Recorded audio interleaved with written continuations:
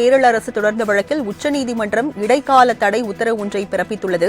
கேரள அரசு 10,000 கோடி கடன் வாங்க அனுமதி வழங்க வேண்டும் என மத்திய அரசுக்கு உச்சநீதிமன்றம் உத்தரவு பிறப்பித்த நிலையில் மத்திய அரசுக்கு எதிரான கேரள அரசு தொடர்ந்த வழக்கில் உச்சநீதிமன்றம் இடைக்கால உத்தரவு பிறப்பித்துள்ளது. விவரங்களை செய்தியாளர் கிருஷ்ணா வழங்க கேட்கலாம். கிருஷ்ணா, இந்த வழக்கில் என்னென்ன வாதங்கள் முன்வைக்கப்பட்டது? விவரங்கள் என்ன?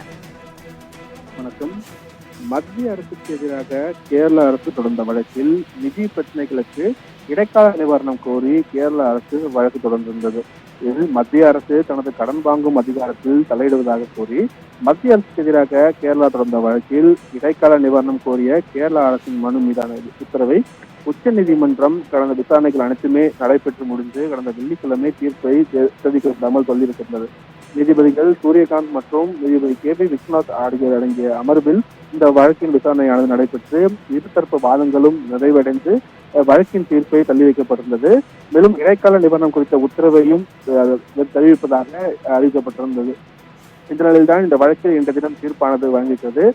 நீதிபதிகள் சூரியகாந்த் மற்றும் நீதிபதி கே.பி. விஸ்வநாத் அடங்கிய அமர்வு இந்த தீர்ப்பை தற்போது வழங்கியிருக்கிறது. கேரள அரசுக்கு ரூபாய் 10,000 கோடி கடன் வாங்க அனுமதி வழங்க வேண்டும் என மத்திய அரசுக்கு தற்போது உச்சநீதிமன்றம் இந்த உத்தரவை வழங்கியிருக்கிறது. மேலும் மத்திய அரசுக்கு எதிராக கேரள அரசு தொடர்ந்த வழக்கில் உச்சநீதிமன்றம் இடைக்கால உத்தரவையும் தற்போது பிறப்பித்திருக்கிறது.